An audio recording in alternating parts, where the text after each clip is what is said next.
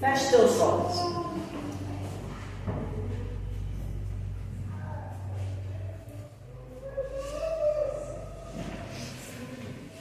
Grandioso Deus, amado Pai, te agradecemos por estarmos aqui em Tua presença mais uma vez. Te agradecemos porque o Teu Espírito tem estado ao nosso lado, nos conduzindo, dizendo: este é o caminho, seguir por aqui. Ó Deus amado, te agradecemos também pelos dízimos e as ofertas que são devolvidos ao Senhor. Sabemos que são bênçãos Tuas sobre os Teus filhos. E para Ti, Senhor, eles devolvem aquilo que lhe pertence. Nós pedimos a Tua bênção sobre o estudo de hoje, que possamos compreender a Tua palavra para estarmos preparando para o tempo que estamos vivendo, Senhor. Te agradecemos, pedimos o perdão dos nossos pecados, em nome de Jesus. Amém. Antes de nós iniciarmos o estudo de hoje, eu gostaria de chamar a Betinha aqui na frente. A Betinha ela tem um testemunho para nós, porque essa igreja estava orando por ela. E eu tenho certeza que Deus trabalhou na vida da Betinha. Você quer um microfone, Betinha? Não? Boa noite, irmãos. Boa noite. Assim, irmãos, não sei se vocês prestaram atenção que eu estava vindo, depois que eu estava. É que quando deu enchente em São Leopoldo, eu era de São Leopoldo, né? Só que morando aqui. Então eu tinha uma escola lá, há 18 anos. E quando teve aquela enchente, pegou tudo por cima, passou por cima do teto da escola. Como vocês viram na televisão, aquilo ali foi horrível, né? E daí eu fiquei uns dias aqui ainda, ficou quase 30, ficou 28 dias a escola na água. Não tinha como vocês assim tirar e lavar, não, 28 dias é muita coisa para detonar. Só tem que ser uma madeira muito boa para ficar, senão vai mesmo. Tá?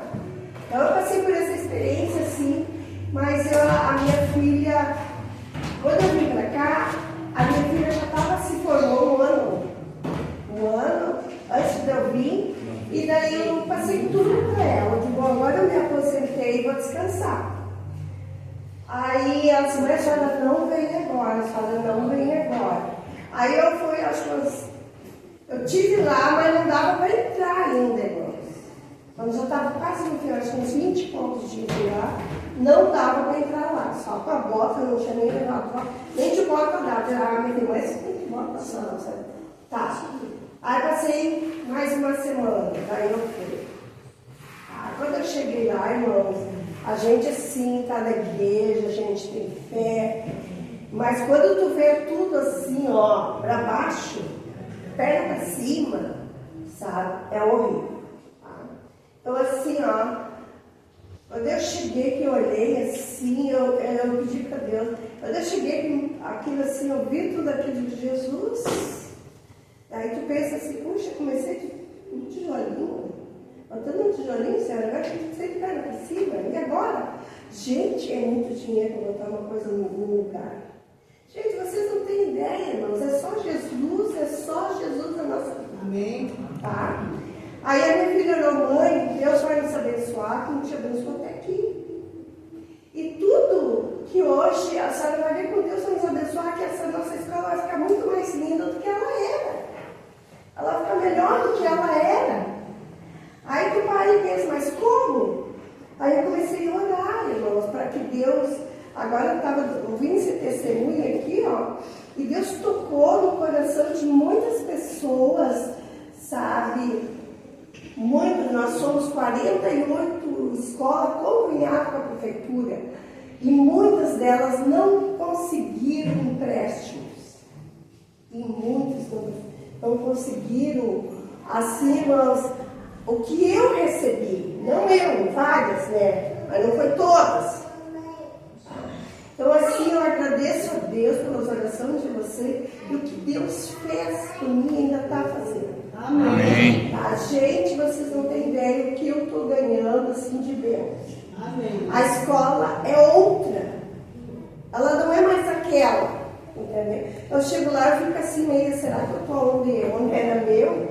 porque mudou tudo, mas para melhor. Amém. A gente ganhou fogão, agora eu falo demais, tá? E daí ainda mais quando eu fico nervosa, mas é por uma emoção assim, muito boa agora é. Então assim, ganhei geladeira, ganhamos ventilador, a gente tinha de 3 ventiladores, assim, sabe, em cada sala. Terminou tudo, a televisão escangalhou tudo. Irmãos, eu ganhei para a honra e glória de Deus tudo novamente. Amém. Amém. Amém. Rancho, 5, vai vir mais 5 ranchos. A minha disse, mãe, não é que eu vou botar essas. Tá, gente, Deus sabe essas coisas. Tá, gente, então a gente criou brinquedo, pessoas que lá de Minas Gerais, de tudo que é lugar. Eu nem sei da onde, porque eu não estou lá mais agora. É ela que recebe essas coisas, é ela que fala com esse povo, tá? Então, assim, eu vi aqui esse irmão falando aqui da escola e eu me lembrei da minha, sabe? Então, assim, gente, Deus, ele é tão maravilhoso, ele é tão diabo, ele tá ali, mas Deus é fiel. Amém. Deus tá. Só vou dizer para vocês que Deus é muito bom, muito bom, muito bom. Amém. Muito obrigada, Betinha. E obrigada pelas orações. Amém.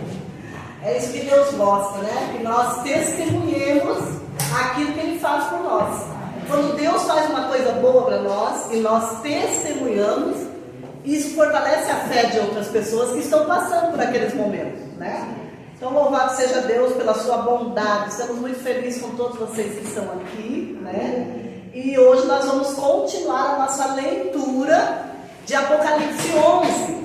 Agora, né? Porque nós estudamos Apocalipse 10, domingo passado, e o 11 é uma continuação daquele assunto, né? Então nós vamos estar abrindo nossas Bíblias em Apocalipse 11, vamos fazer a leitura primeiro aqui e depois nós vamos seguir adiante. Vamos falar um pouco sobre aqui até o verso 2, depois a gente segue para frente. Apocalipse 11, nós vamos ler o verso 1 e 2. Vou pedir para que o Luiz coloque aqui, quem não tiver Bíblia ou tiver com dificuldade. Eu esqueci meu óculos em casa, então graças a Deus por esse recurso. Diz assim: foi-me dado um caniço semelhante a uma vara, e também me foi dito: dispõe-te e mede o santuário de Deus, o seu altar e os que nele adoram. Verso 2: mas deixa de parte o átrio exterior do santuário, e não o meças, porque ele foi dado aos gentios. Estes, por 42 meses, calcarão aos pés a cidade santa. Então ali quando fala estes, está falando dos gentios, né? Do mundo. Então vamos à explanação desses 2 versos primeiro, porque depois nós entramos numa outra história que vem as 2 testemunhas, quem são, né? Então aqui o capítulo 11, irmãos, ele é uma continuação do capítulo 10. No capítulo 10, para nós relembrar um pouquinho, nós vimos o DNA da Igreja Adventista do 7º dia. Da onde que nasceu essa igreja? Como que essa igreja existe? Ela é uma igreja profética, uma igreja que foi planejada por Deus. Ela nasceu do desapontamento de uma profecia que não foi interpretada corretamente, mas que eles perseveraram tentando estudar a profecia e chegar no conhecimento que eles chegaram depois daquele grande frustração que eles tiveram, né? Então, o maior movimento profético que nasceu foi em 1844 e nasceu pregando o quê? As profecias. Para que esse movimento nasceu? Para pregar as profecias de Daniel e de Apocalipse. O movimento profético adventista nasceu em 1844 e aqui está o DNA da nossa igreja, né? No capítulo 10, e mostrando como que nasceria esse movimento. Ele iniciou com quem? com algumas pessoas das igrejas metodistas, igreja batista, tinha outras igrejas ali que compunham, né, esse grupo de pessoas, e eles se colocaram a estudar a Bíblia, e foram estudando a Bíblia, e foram estudando a Bíblia. Jesus já havia subido ao céu, eles ficaram ali, eles sabiam que Jesus ia voltar, porque Jesus tinha prometido, né? Então eles começaram a estudar as profecias. E olha o que aconteceu, né? Um pequeno grupo, né, de pessoas perseveraram em estudar a Bíblia para entenderem as raízes para o desapontamento. Então esse pequeno grupo, em 1963, recebeu o nome de Adventistas do Sétimo Dia. Foi assim que nós recebemos o nosso nome.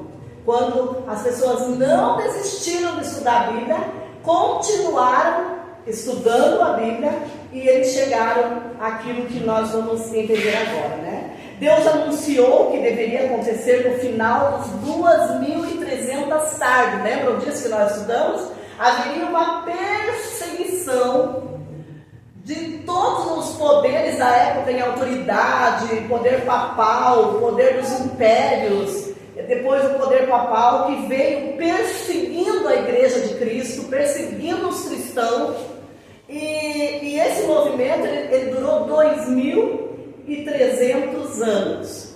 Olha só, essa profecia está em Daniel, capítulo 8:14. Vamos ler Daniel 8:14, deixa marcadinho aí.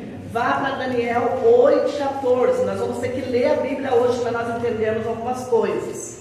Então, em Daniel 8:14, vai dizer assim, ele me disse, ele quem? O anjo que falava ali com Daniel, né? Jesus. Até 2.300 tardes e manhãs, e o santuário será purificado.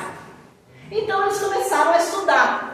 O santuário vai ser purificado. Eles associaram com quando Jesus voltasse, a terra seria purificada pelo fogo. O fogo purificaria a terra.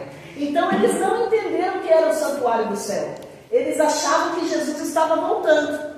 E esse povo se preparou ali. Esse povo começou a estudar e pregar que Jesus estava voltando ali no final dos 2.300 anos. Que daria exatamente... Deus deixou uma data no começo ali que eles deviam se basear, quando o rei Artaxerxes mandou reconstruir a cidade de Jerusalém, o templo de Jerusalém. Então, dali em diante, eles contariam 2.300 tardes e manhãs, e o que eles fariam? Acabaria aquela perseguição, e eles entenderam que Jesus estava voltando. E quando findava essas 2.300 tardes e manhã, que fala aqui em Daniel, ela dava exatamente no dia 22 de outubro de 1844. E eles começaram a se preparar e pregar, e eles estavam muito felizes, né?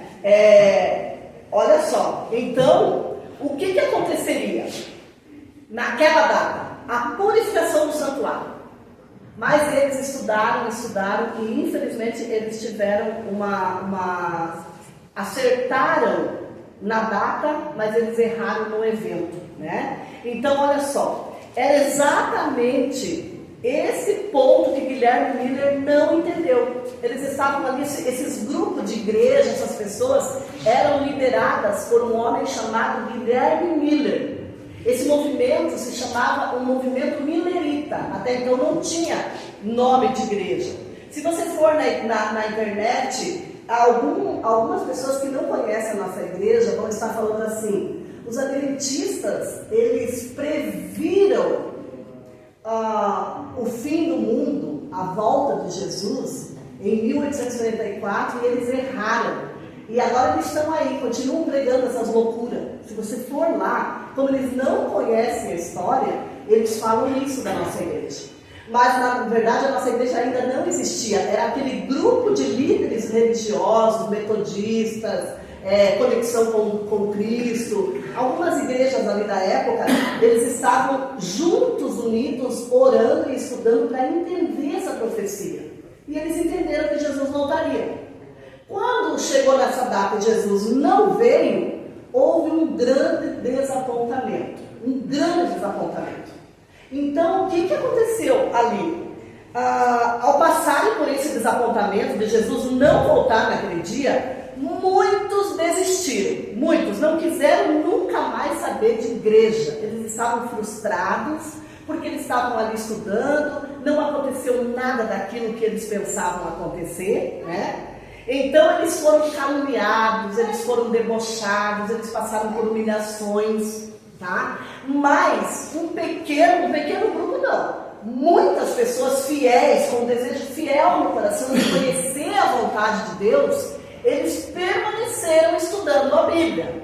E quando nós temos esse desejo sincero no nosso coração, Senhor, me guia no caminho certo. Senhor, me mostra a verdade. Deus promete o Espírito Santo para guiar o seu povo a toda a verdade, não uma pequena parte da verdade. Porque até então eles tinham uma pequena parte, mas eles continuaram insistindo com Deus. E Deus conhece o coração sincero dos seus filhos e Ele vai guiando os seus filhos por um lugar onde vai dar exatamente onde Ele quer que eles fiquem. Tá? Então, olha só. Então eles falaram assim para Deus: por que Jesus não veio? Onde foi que nós erramos? Né? E ali, com lágrimas nos olhos, com jejum, eles se dedicaram a estudar. E Deus atendeu com certeza a oração daqueles fiéis, né? A revelação da verdade divina, irmãos, ela é progressiva. Tá? Quando você começa a se voltar para Deus, de repente você nem está naquela igreja que Deus ainda quer que você esteja. De repente você começa lá, mas você começa a desenvolver a tua fé. Né? Muitos aqui tiveram a fé que iniciou lá numa igreja, outro iniciou lá num outro lugar, mas ele começa a aprender um pouco de Deus. Aí ele vai estudando e ele vai ver que está faltando alguma coisa, porque a Bíblia traz algumas coisas que a minha igreja não está me ensinando. Eu estou vendo que aqui diz que eu tenho que guardar os mandamentos de Deus, mas aqui na minha igreja está dizendo que não precisa mais. Aqui fala que eu preciso cuidar da minha saúde, do que eu como, porque nós somos o que nós comemos, né? E nós vemos hoje o quanto o mundo está enfermo por conta de nós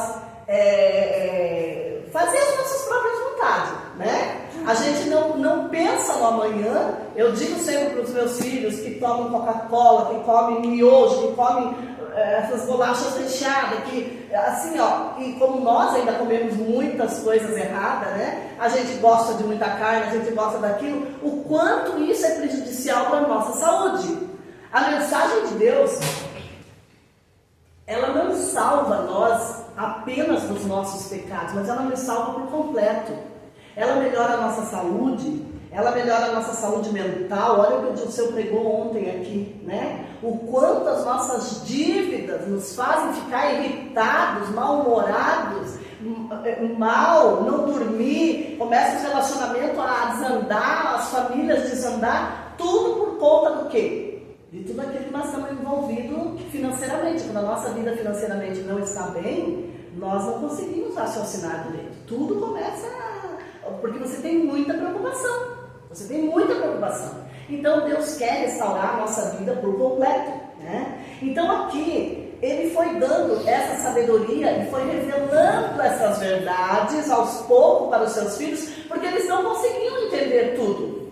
Eles não conseguiam. E era debaixo de muito estudo que aqueles homens consagrados a Deus, fazendo a vontade de Deus, iam sendo levados por toda a verdade. Tá? Assim como nós hoje aqui. Pense quanta coisa você já aprendeu. Pensa quanta coisa que você não imaginava que existia na Bíblia, hoje você é conhecedor. Não é assim? Quanta coisa não tem contra fatos. Não há argumentos. Então é Bíblia, né? E Deus, então, Ele foi revelando a esses homens cada vez mais. Então, cada vez mais que nós nos dedicamos a estudar a Bíblia, mais nós vamos compreendendo ela melhor. Hoje aquele assunto não entrou na minha cabeça, aquilo ficou difícil, era uma data, era isso, era aquilo, era uma bagunça. Amanhã é um pouquinho menos difícil, e depois um pouquinho menos, e depois um pouquinho menos, até que vai se tornando uma luz clara na nossa vida, tá? Então diz assim, então no capítulo 10 nós encontramos então a razão do desapontamento, né? Deus disse que haveria esse desapontamento. Vamos ver aonde que Deus disse que haveria? No Apocalipse 10, o verso 8. No 10, 8 diz ali que Deus já havia previsto que haveria esse desapontamento. Olha só, no 10, 8 diz assim: a voz que ouvi, vinda do céu, estava de novo falando comigo e dizendo: vai, toma o livro que está aberto na mão do anjo em pé sobre o mar e sobre a terra. Fui, pois, ao anjo, dizendo-lhe que me desse o livrinho. Ele então me tomou, me falou: toma-o e devora-o, certamente ele será amargo ao teu estômago, mas na tua boca doce como o mel. O que aconteceu aqui? A visão que João teve é que ele deveria de pegar aquele livrinho. Qual livrinho? Qual livrinho? Daniel. Aquilo que estava fechado lá em Daniel, que nós estudamos, aquele selo fechado, porque Daniel, quando ele terminou de escrever o livro, Deus falou para ele: encerra aqui, porque nós vamos fazer o quê? Ainda vocês vão ter que profetizar muito. Então o livrinho na mão era o livro de Daniel, que Deus deu, né, para que eles entendessem a profecia e o que teriam que pregar ainda, tá? Então no capítulo 10 foi isso que aconteceu. Esse livrinho é o livrinho que Jesus Cristo abriu no capítulo 5. Lembra que Cristo entra no santuário, né, e não tinha ninguém digno para abrir aquele livro. Não tinha ninguém, ele, nem o próprio Deus. O livro estava na mão de Deus, mas ele estava fechado. Por que o próprio Deus não abria aquele livro? Porque Satanás havia acusado Deus de tirano. Satanás havia acusado Deus de um juiz arbitrário, que era impossível seguir as leis de Deus, era possível guardar as leis de Deus. Deus queria muita coisa, então Deus era acusado. Então tinha que ser alguém digno para abrir o livro. Jesus veio nessa terra, viveu os 33 anos aqui sem pecado nenhum, guardando os mandamentos do Pai, morreu sem pecado, levou os nossos pecados na cruz do madeiro, morreu por nós, deu a vida por nós. Ele era digno de abrir o livro. Ele era digno de abrir o livro, porque ele veio e provou que Deus, ele saiu em defesa do Pai. Ele disse: Pai, eu vou mostrar para o mundo o que essa mentira de Satanás.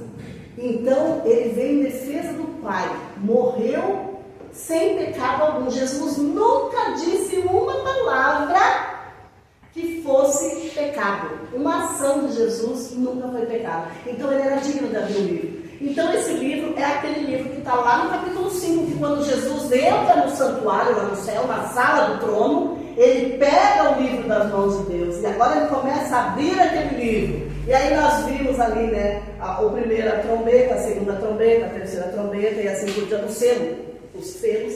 E então nós chegamos aqui, né, nesse capítulo 10 aqui, e olha só, em Apocalipse 5 o livro estava selado com 7 selos, tá? O capítulo 6, 7, 8 e 9, o livrinho é aberto, tá? O livro de Daniel, que foi aberto pelo leão da tribo de Judá.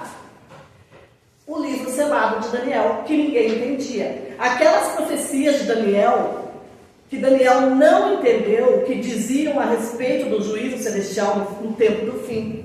Então, ali Deus disse para ele: abra lá Daniel 12, o verso 4, para você entender do que nós estamos falando. Daniel, nós temos que voltar hoje um pouquinho, porque esse capítulo 11, ele está dentro do capítulo 10. Então, nós vamos voltar um pouquinho ao capítulo anterior para nós seguir estudando. Daniel 12, o verso 4. Olha só, o que diz ali?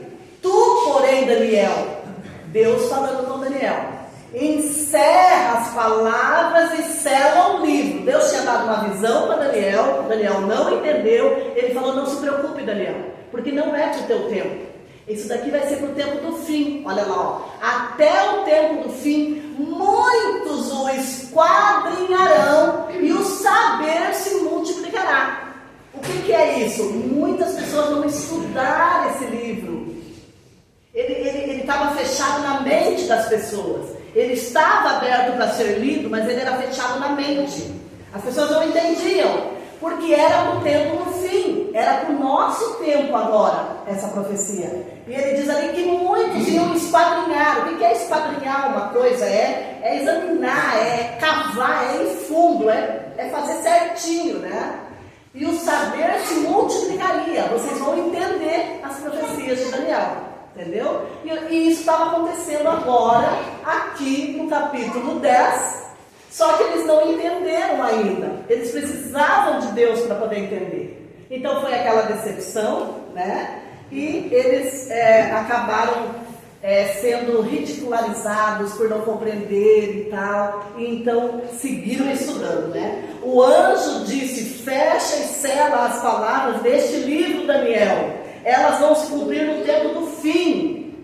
Elas até então não foram entendidas, né? É a parte selada.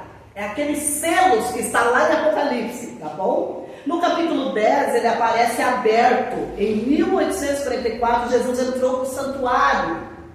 Então, eles achavam que Jesus estava voltando, mas Jesus estava entrando na sala do trono para interceder por mim e por você.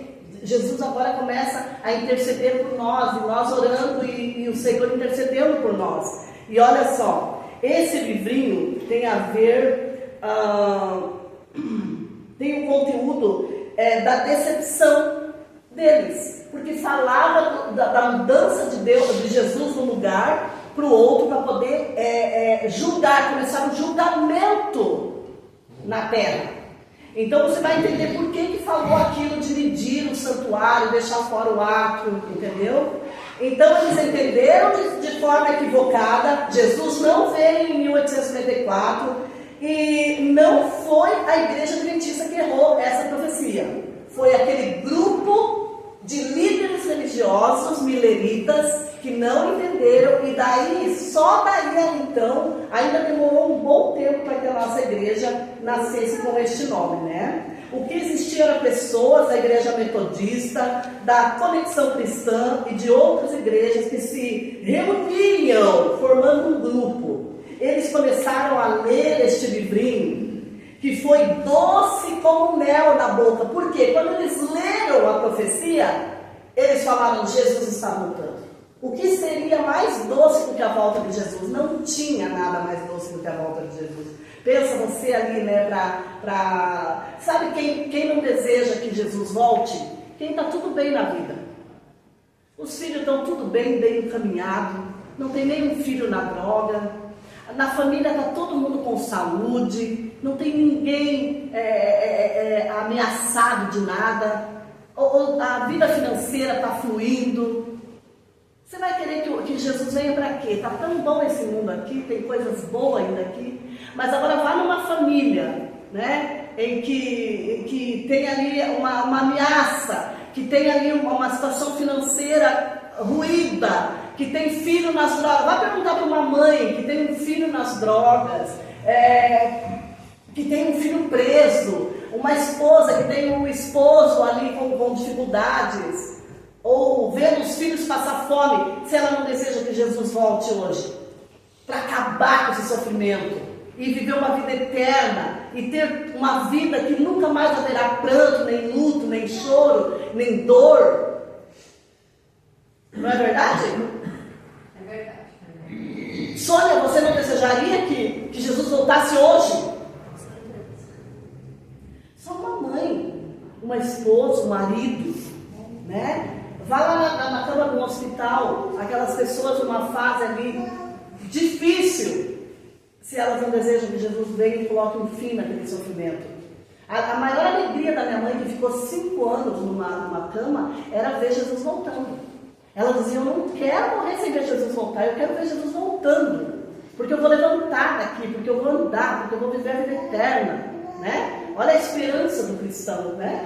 Essa é a esperança do cristão, uma vida melhor. Não vai ser governo que vai melhorar a nossa situação, não vai ser política, não vai ser dinheiro, porque você pode ter todo o dinheiro do mundo, tem hora que ele não faz o menor sentido na nossa vida, é ou não é?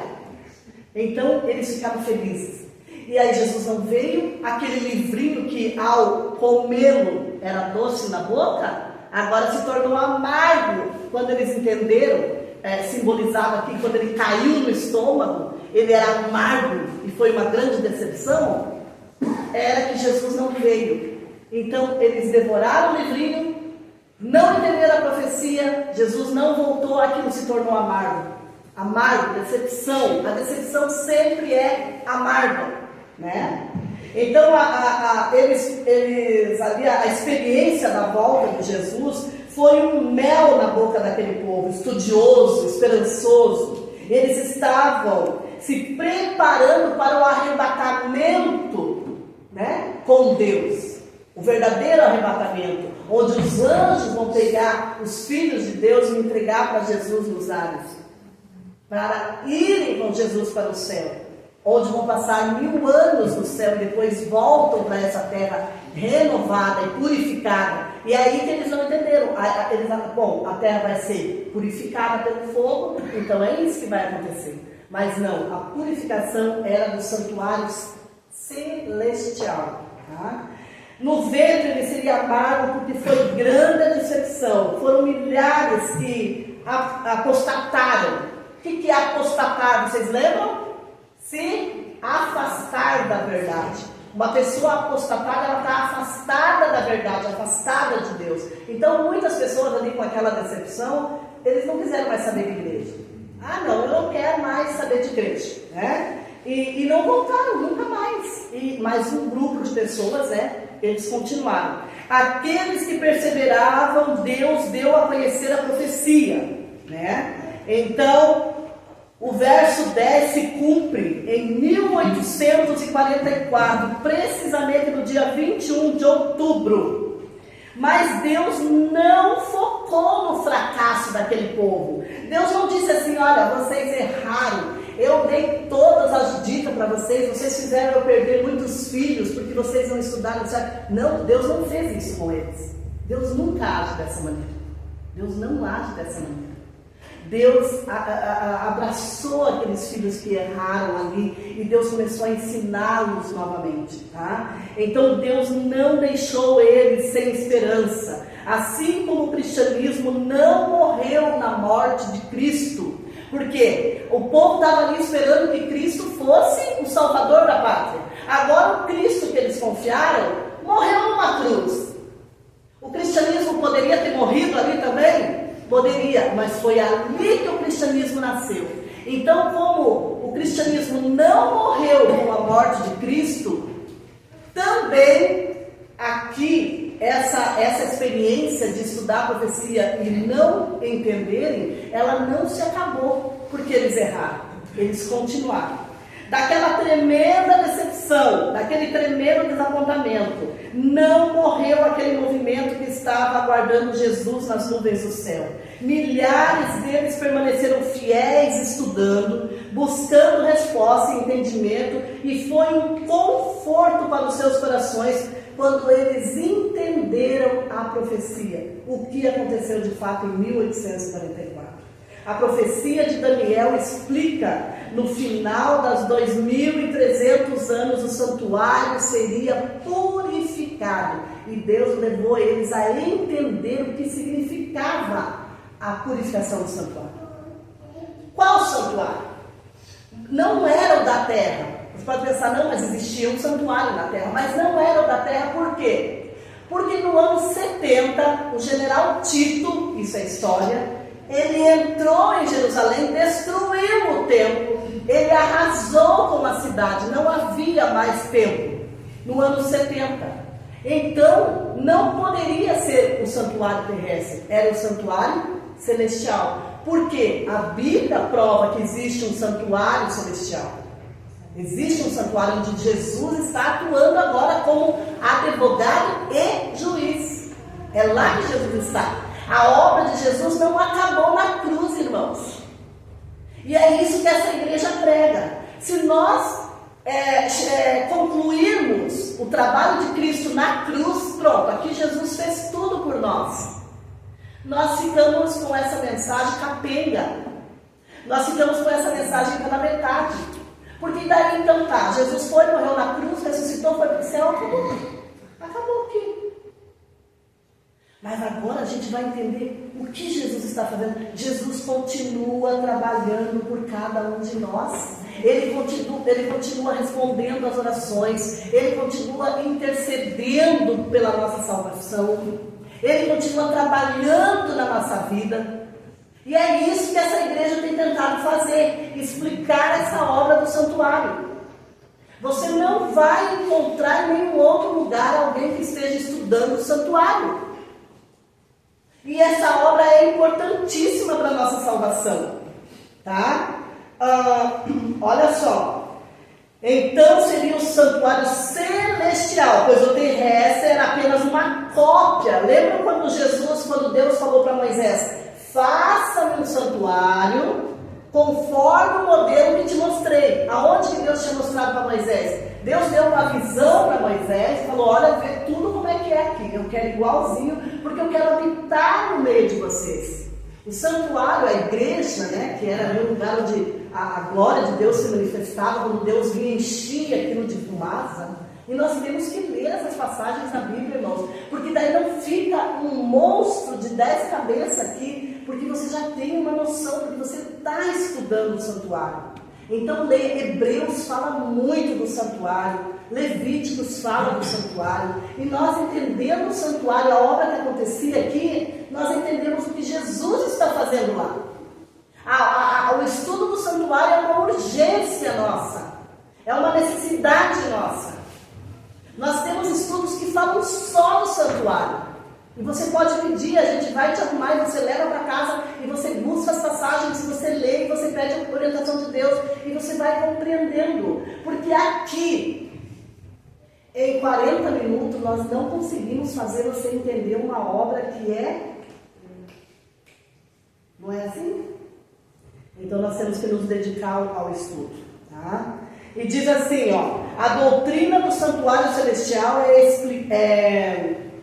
que explica o desapontamento que eles tiveram, tá? E explica o plano da salvação. Aonde que nós encontramos o plano de salvação?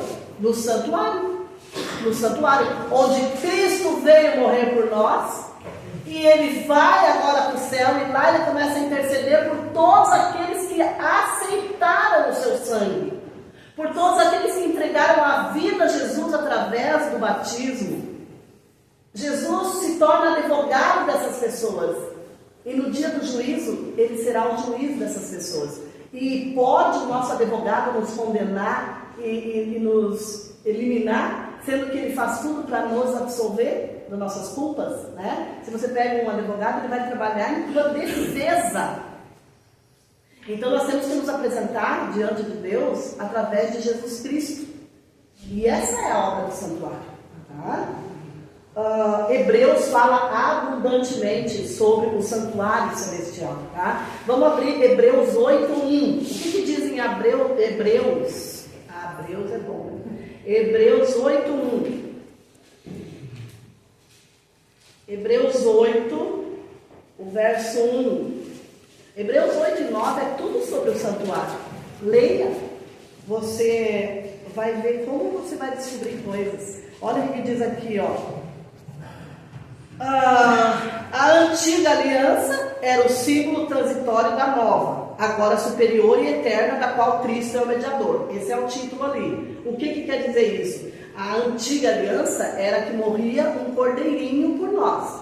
Agora, no Novo Testamento, Cristo veio e morreu por nós. Então, uma nova aliança, né? Foi trocado o sacrifício do cordeiro pelo cordeiro de Deus que tira o pecado do mundo. Então, diz assim: ora, o essencial das coisas que temos dito é que possuímos tal sumo sacerdote que se assentou à destra do trono da majestade nos céus, como ministro, verso 2, como ministro do santuário. Que santuário? O santuário celeste, né? E do verdadeiro, aquele é o verdadeiro santuário. Aquele que foi construído por mão de Moisés, dos homens, era só para nos ensinar, para nós termos uma noção de como que funciona. Deus ensina tudo didaticamente. Ele nos mostra através de figura, através da natureza, através de parábolas, para que a nossa cabeça, que é por causa do pecado, ela ficou limitada, né? Então nós precisamos, que nem criancinhas, estar vendo para poder entender. Então aquele santuário que existia era uma cópia desse aqui, ó, o verdadeiro tabernáculo que o Senhor erigiu. O que é erigiu? Construiu, tá? E não o homem, tá bom? Então vamos voltar para o nosso estudo aqui. Diz assim, ó, quando Jesus morreu, o véu do santuário rasgou-se de cima a baixo. Naquele tabernáculo ali onde era oferecido o sacrifício, quando Jesus morreu, uma coisa estranha aconteceu lá.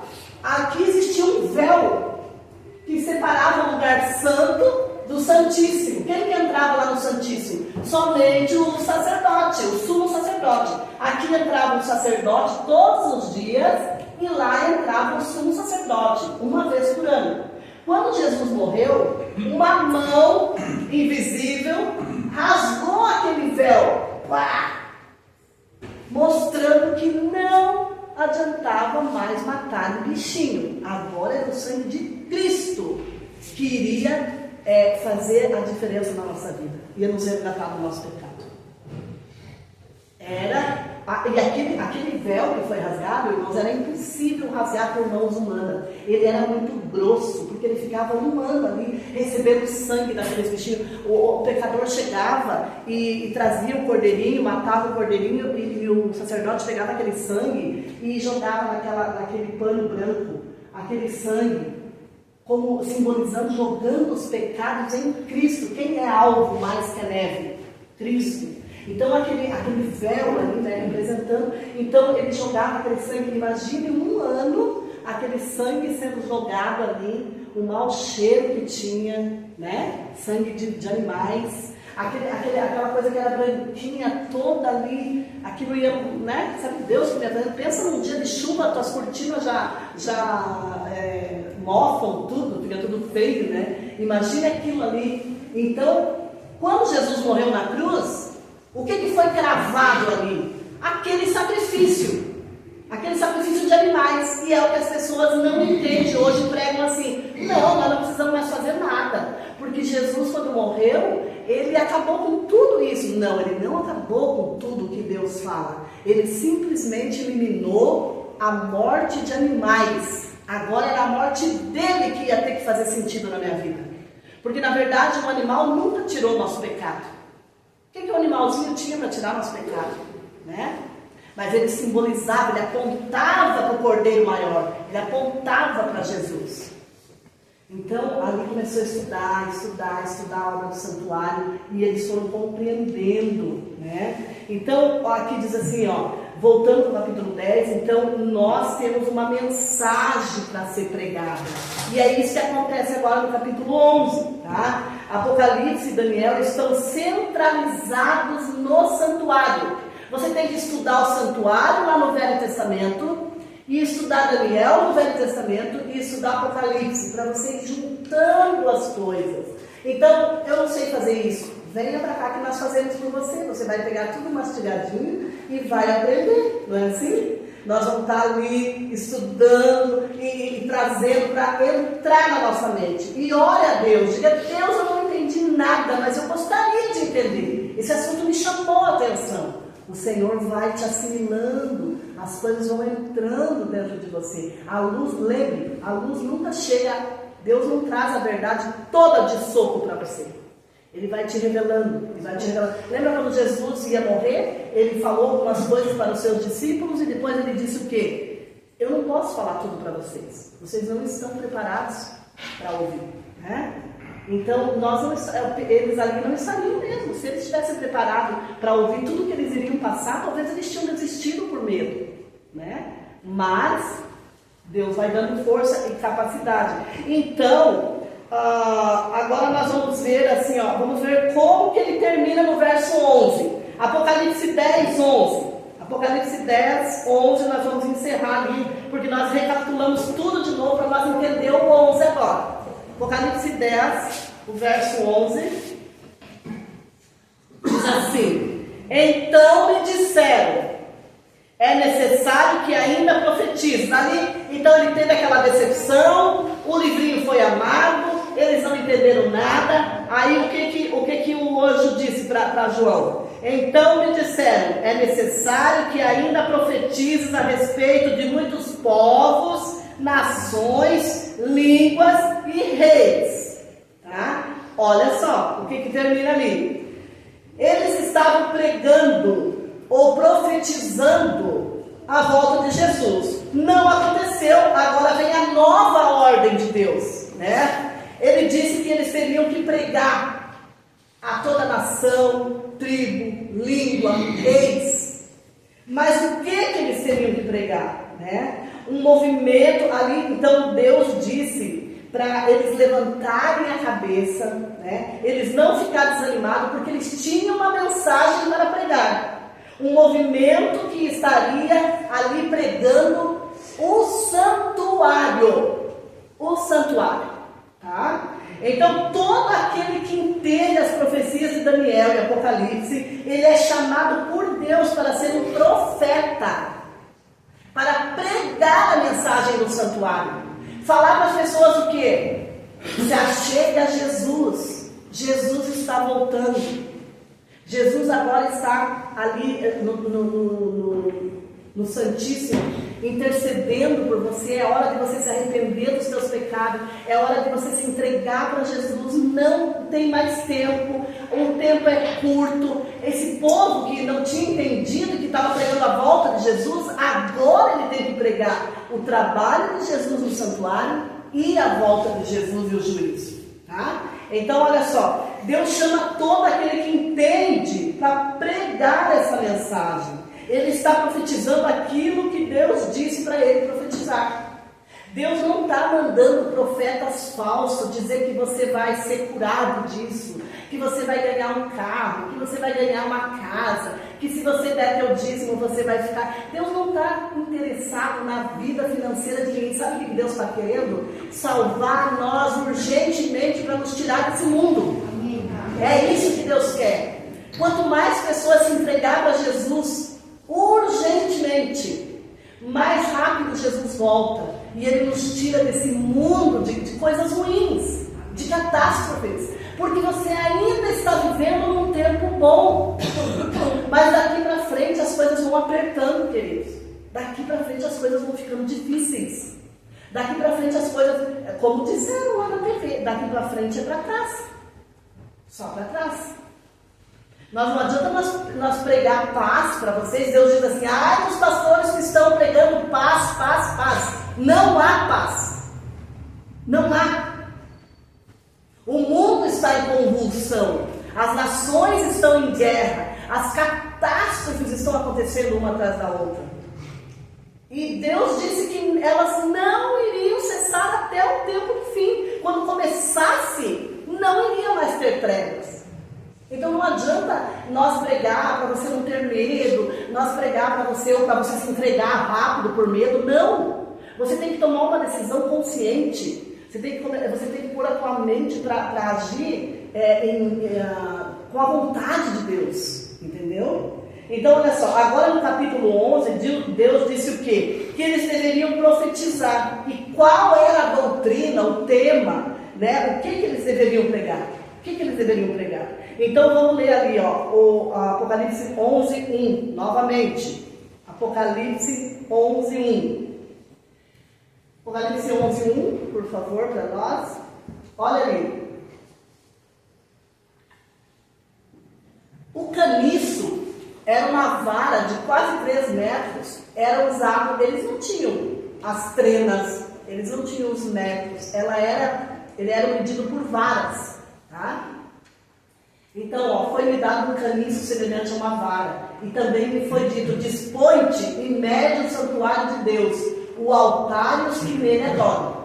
O que é medir o santuário de Deus? Vamos entender isso daí. Olha só.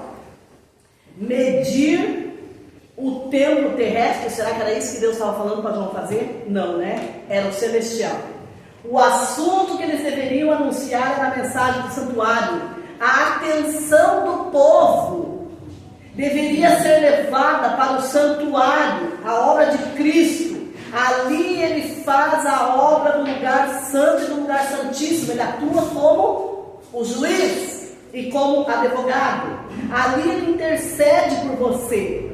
Ali ele é teu juiz e teu advogado. Quem são os que nele adoram? Ali, ó, vai medir. Quando aquele negócio ali diz assim, ó, dispõe-te e mede o santuário, dá atenção para o assunto do santuário. Vai estudar o assunto do santuário. É isso que Deus está falando para nós em Apocalipse 11:1. Vai ver, vai medir, vai esquadrinhar, vai busque, volte, vai estudar para trás, vai estudar para frente, busque entender. O original grego é vai estudar, vai medir, vai dar atenção para o assunto do santuário. O seu altar, o que Jesus está fazendo lá no altar, né? E os que nele adoram. Quem é que adora no altar do santuário? Quem é que, aqueles que creem em Jesus, que estão orando, que estão acreditando, que estão buscando a Deus, eles são os que adoram. Então era para olhar para esse povo que está buscando Deus, para que eles se voltassem para a obra do santuário, para eles entenderem que a salvação deles é garantida quando eles se entregam para Jesus. Tá? Isso que eles deveriam de estar ali medindo, né? O verso 2, irmãos, o verso 2, vamos ver ali, Apocalipse, o 2 diz assim, ó, 11:2. Mas deixa de parte o ato exterior do santuário e não o meças. O que era a parte exterior do santuário? Aqui o santuário terrestre era o lado de fora. O pecador não entrava ali naquele lugar, ele ficava lá do lado de fora. Aqui, o átrio do santuário celestial, ele é a terra. A terra, tá? Então não era para ficar focado nas pessoas que não querem Deus, que não estão adorando no santuário. Era para medir as pessoas que estavam adorando, deixe fora a parte exterior. Então o santuário celestial, ele possui um pátio. Onde é esse pátio? O planeta Terra. O planeta Terra. Jesus foi morto, sabe aonde? No altar de sacrifício da terra. Lá em Jerusalém, lá no Monte Calvário, ali foi um altar de sacrifício, onde o cordeiro, representando ali, o cordeirinho que morria ali no altar do sacrifício, vinha fogo do céu. Então ali, agora, o santuário do céu, o pátio dele é a terra, o altar de sacrifício é o Monte do Calvário, onde Jesus morreu. Tá? Então olha como que você tem que entender. A Bíblia, ela se explica e diz assim, ó: mas deixa a parte do ato exterior do santuário e não meças. Não tem como medir, não tem como avaliar as pessoas que estão ali. Só Deus os conhece, porque ele foi dado aos gentios. A terra é daqueles que não querem a Deus. Você não é cidadão da terra, você não é habitante da terra. Você é cidadão do céu. Amém? Você está só de passagem por aqui. Aqui não é o teu lugar. Não foque nas coisas da terra. Não se prenda nas coisas da terra. Não comece por toda a tua força, a tua energia, a tua sabedoria nas coisas aqui da terra, porque aqui não é o teu lugar. O teu lugar é o céu. Foque nisso. E diz assim, ó: estes, o mundo, ele pisará. Estes, por 42 meses, calcarão aos pés da cidade santa. O que quer dizer isso? Estes por 42 meses. Lembra que 42 anos ali na profecia da perseguição, ali foram 1.260 anos, 2.300 anos de perseguição, não foi? Agora, no final, não vai mais ser 2.300 dias, porque nós não suportaríamos essa perseguição. Nós jamais suportaríamos.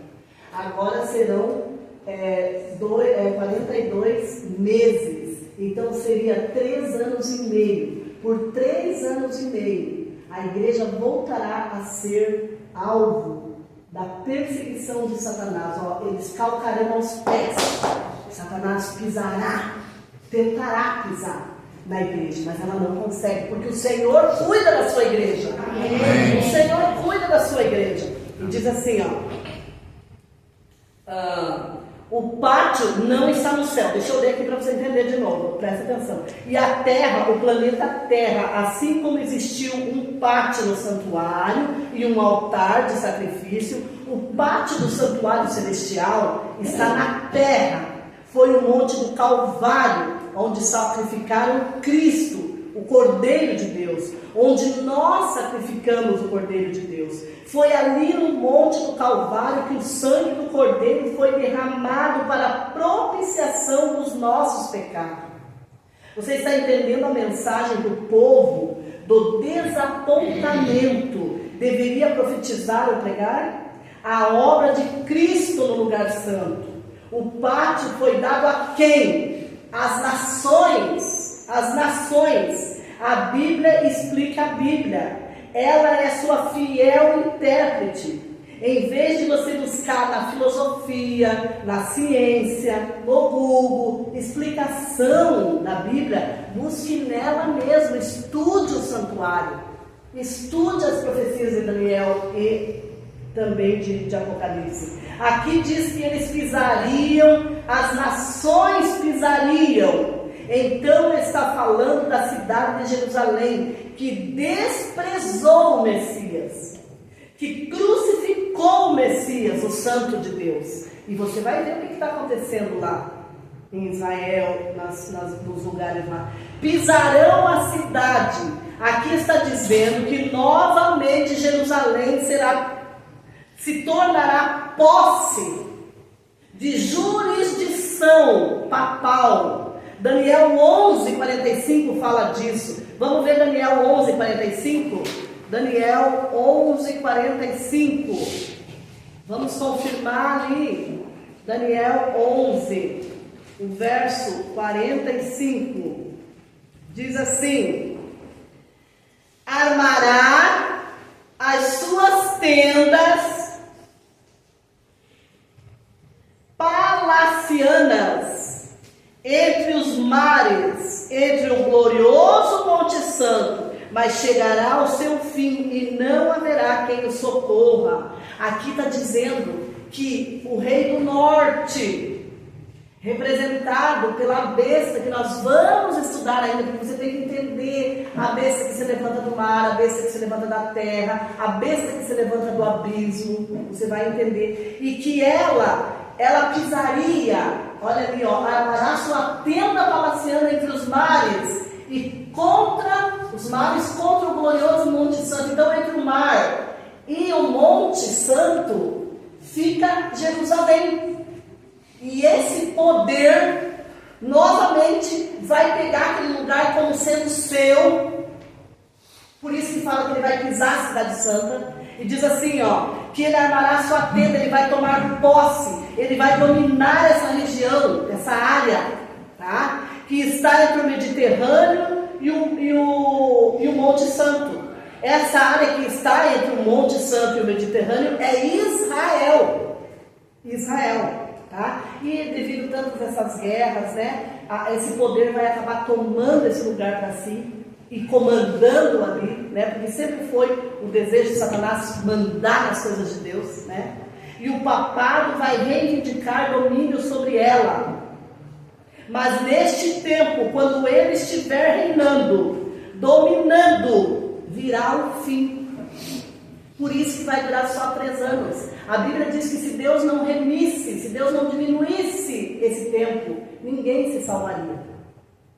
Porque Ele vai governar com mãos de ferro, tá? E por quanto tempo Ele vai reinar ou pisar Jerusalém? Por 42 meses, tá? 42 meses, nós vamos colocar aqui 3 anos e meio. Não será anos proféticos, mas será anos literais. Então essa é a supremacia papal do tempo do fim. Isso se confirma em Apocalipse 13, no verso 5. Apocalipse 13, 5, por favor. Nós vamos logo nos outros domingos, né? Nós estamos no 11, mais dois domingos, um domingo. Nós vamos estar estudando este capítulo 13. Você vai ver coisas, vá lendo em tua casa, procure se inteirar um pouco do assunto, para não ficar muita informação para você num dia só, tá? Verso 13, 5 diz assim, ó: foi dada uma boca que proferia arrogância e blasfêmia e autoridade para agir por quantos meses? 42, está vendo como está lá em Daniel, está no começo de Apocalipse, está no capítulo 13. Então esse poder, né, ele vai vir para dominar este lugar. A ferida mortal. O que foi a ferida mortal que foi golpeada de morte? No ano de 1798 teve uma prisão de um papa, o Papa Pio VI. Ele foi preso e foi tomado o Vaticano dele ali. Então ali foi a ferida mortal. Mas ele começou a ser curado. Ele começou a ser curado porque em 1929, com o Tratado de Latrão, se você procurar no Google você vai ver, quando restaurou o Estado do Vaticano, né, foi devolvido novamente o Estado do Vaticano para os papas. Então, quando o Papa se tornou um rei de Roma, ali ele começou a ter essa ferida sarada. Essa ferida começou a sarar. E essa ferida está sendo sarada a cada dia, porque ele ganha popularidade, ele está ganhando a simpatia do mundo, e logo ele governará o mundo com mãos de ferro. Tá? Muito em breve. Então diz assim, ó: essa ferida mortal continua sendo curada gradualmente através da popularidade. Olha quanta aceitação ele tem, né? As nações se rendem a ele, beijam sua mão, estendem tapetes, né? E diz assim, ó: através da aceitação do papado no mundo todo, à medida que as nações vão se curvando perante ele, essa ferida vai sendo curada. Ele vai ganhando força, ele vai ganhando autoridade, tá? E será plenamente curada quando for aprovada a lei dominical. O que é essa lei dominical? Uma lei que vai obrigar as pessoas a guardar o domingo como dia santo. Nós, adventistas do sétimo dia, não teremos mais liberdade para adorar o dia do Senhor. Que o Senhor diz, santifiquem os meus sábados, né? Para que o povo saiba que eu sou o Deus de vocês. Então diz assim, ó: então começarão os 42 meses, onde a cidade santa estará sendo pisada. Não será dos palestinos e nem de Israel, mas ela será tomada pelo papado, tá? Então no passado o povo de Deus foi pisado por 42 meses proféticos, que foi 1260 anos, e agora no futuro novamente vai haver uma perseguição, só que não de anos, mas de dias. Então nós vamos passar por 1260 dias de perseguição. 3 anos e meio nós teremos que suportar, não podendo comprar, não podendo vender, não podendo fazer nada. Não tem lá que você não vai comprar, não vai vender se você não tiver o sinal da bênção. Nós vamos passar por isso, você tem que aprender. Você precisa aprender. Eu preciso aprender. Olha só, no verso 3 agora, coloca ali para nós, 11:3, Apocalipse 11:3. E darei poder às minhas testemunhas. Agora Deus começa a falar aqui de 2 testemunhas. Olha só, quem são essas testemunhas que Deus está falando aqui no capítulo 11, no verso 3? Darei as minhas 2 testemunhas que profetizem por 1260 dias, vestidas de pano de saco. Nesse tempo, nós teremos que estar pregando ao povo novamente as testemunhas de Deus. O Velho Testamento e o Novo Testamento são as fiéis testemunhas de Deus. O Velho Testamento, ele testifica da vinda do Messias, a promessa de que nós teríamos um Salvador, o plano todo da salvação. No Novo Testamento, a outra testemunha fiel de Deus, ele nos confirma, né? Jesus nasceu, morreu, curou, ensinou, né? E nos deixou a obra do santuário. Então, nesse tempo de 1260 dias, as 2 testemunhas estarão de novo vestidas de pano de saco.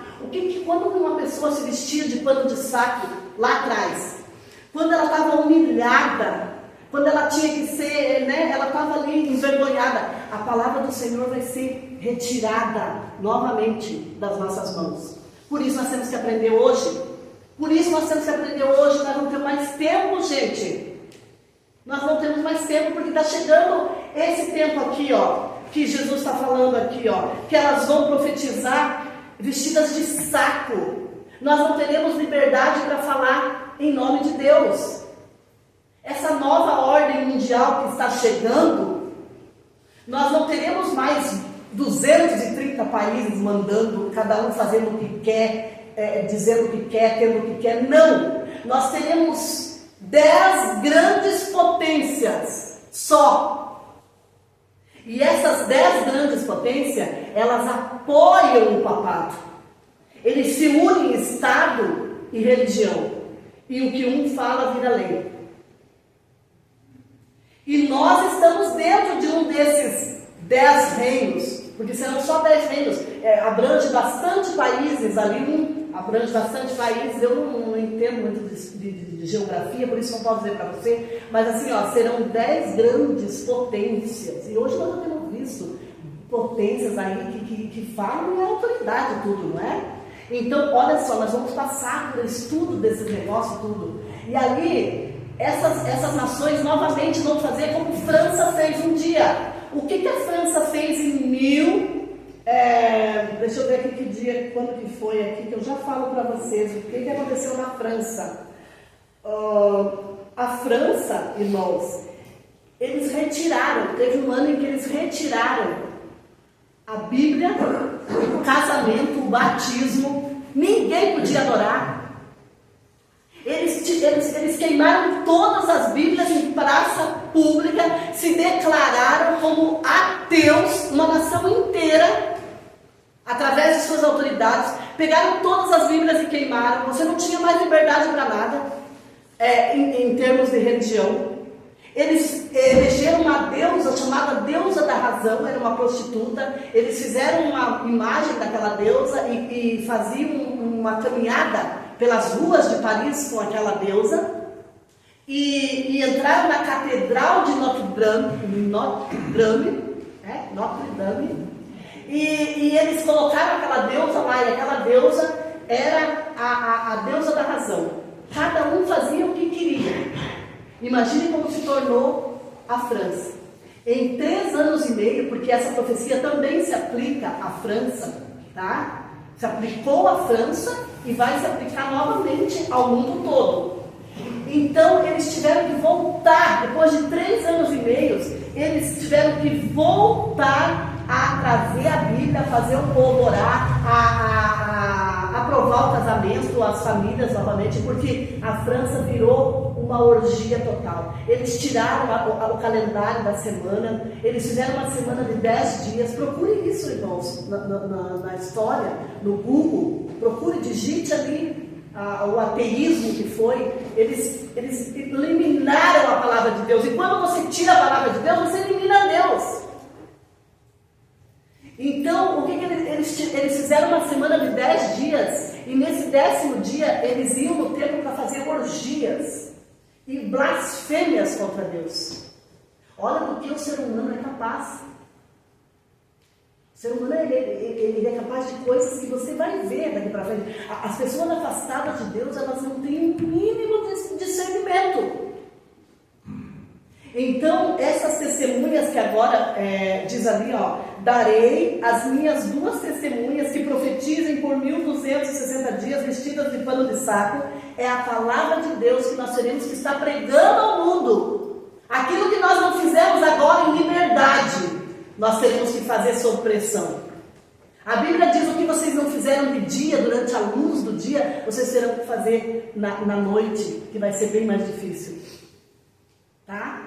Olha só, são estas as 2 oliveiras, né? Então aqui vem trazendo um relato de que é a palavra de Deus essas 2 testemunhas. O capítulo 11, quando fala das 2 testemunhas, ele está falando do Velho e do Novo Testamento. E você vai terminar de ler esse capítulo em casa e você vai entender que nós estamos falando da Bíblia e que novamente ela será perseguida e que novamente ela será tirada da mão do cristão. Você não vai ter liberdade com a internet, você já não tem mais. Se você falar algumas palavras, você é banido da internet. Mas você vai ver isso numa proporção muito maior. O que nós temos que aprender rápido. Nós estamos chegando ao fim da história deste mundo. Se nós não aprendermos rapidamente, nós corremos o risco de ter as nossas vidas arrancadas de nós sem nós conhecer o tempo que nós estamos vivendo. Vai estar acontecendo as coisas no mundo, nós vamos estar alheio a tudo. E correndo o risco do quê? De perder a salvação.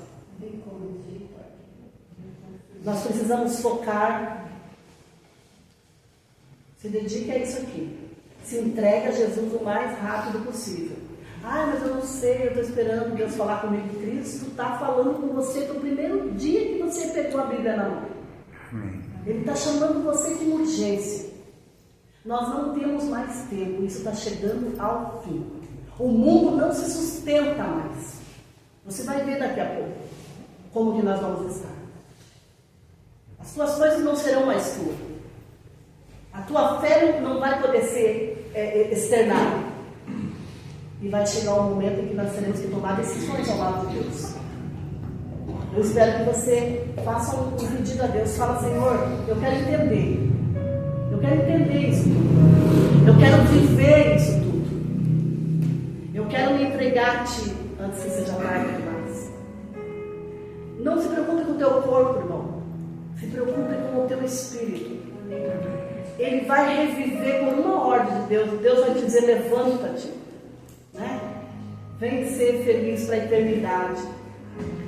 Nós podemos sofrer aqui na mão do homem, mas o Senhor irá nos guardar. Amém. O Senhor irá nos guardar. Que Deus nos ajude, irmãos. Domingo nós vamos estudar mais. Por isso eu peço para você, leia um pouco, para que não fique muita informação na tua mente. O tempo é curto para nós aprendermos tanta coisa. Nós teríamos que ter um quadro, explicar, pegar lá no começo e vir, mas não dá mais tempo.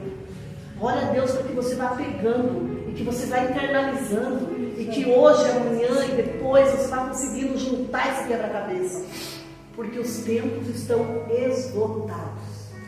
Amém? Eu convido você a ficar em pé para nós louvarmos o Senhor. Tá. Eu vou tomar liberdade aqui na autoridade de Jesus Cristo, porque desde o começo, quando a Jocélia falou, meu coração começou a bater diferente e eu já chorei, né? Acho que é uma classe bíblica de estudo, então Deus quer falar com alguém aqui, para não ficar uma coisa só falada, Jocélia, que tu pregou hoje, ensinou hoje o que eu passei na minha vida, né? Em 2010 eu fiquei enferma, em 2015, de 2010 a 2015 eu fiquei no hospital. Todas as vezes que eu internava, tinha testemunho, pessoas pregando, né? A Jocélia falou aqui que Deus chama nós para logo, né? Que seja hoje, para a gente se entregar. Então eu fiquei 5 anos com o coração endurecido, irmãos. E o único arrependimento que eu tenho é de não ter aceitado Cristo antes, tá? Então a Jocélia falou ali da alimentação, pois com a alimentação eu consegui controlar a minha doença. Hoje eu já não tomo mais remédio. É uma doença crônica onde eu não tenho um laudo médico né, para dizer, ó, Jesus me curou. Mas eu comecei a ter vontade de comer coisas que eu comecei a pesquisar, e tudo aquilo que eu tinha vontade de comer era o que fazia bem para minha doença. Então, com isso, é Deus trazendo as coisas. Então, entregue seu coração, abre o coração para aprender. Hoje a gente não sabe, a gente não entende por que a gente passa determinadas coisas. Mas logo, em breve, a gente vai saber o porquê da enfermidade, o porquê da dificuldade. Deus está chamando você porque Ele quer salvar a sua vida. E através da sua vida Ele quer salvar outras vidas, para que Ele volte logo e esse sofrimento acabe. Amém. Amém? Amém. Obrigada, José. Vamos louvar o Senhor? Enquanto nós louvamos, olha a Deus, peça a Ele para te guiar a toda a verdade.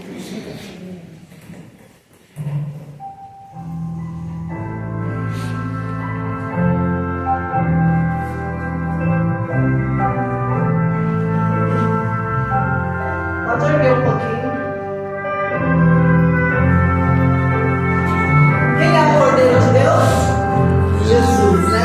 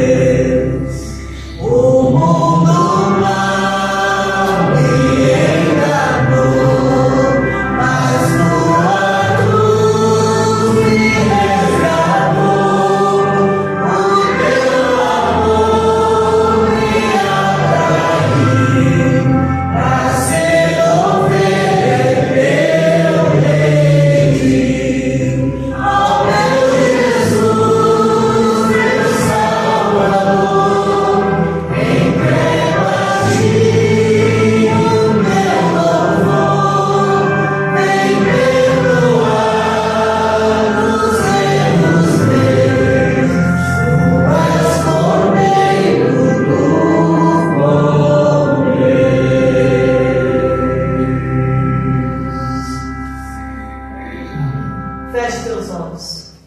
Grandioso Deus, nós te agradecemos porque Tu és o Cordeiro de Deus que tira o pecado do mundo.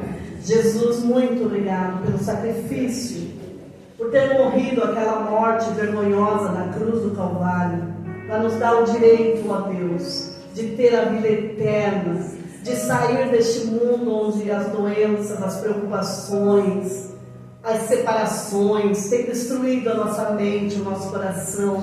Temos vivido dias difíceis, Senhor, porque o pecado tomou conta das nações, Pai. E nós estamos aqui dizendo: eu aceito ter o Senhor como meu Salvador. Eu aceito me entregar a Ti, Senhor. Me guia nessa verdade, me auxilia, toma conta da minha vida. Eu não quero ser enganado, eu não quero me preparar de uma maneira errada e perder a salvação. Eu quero conhecer o Teu plano, eu quero conhecer o que a Tua palavra tem para me ensinar.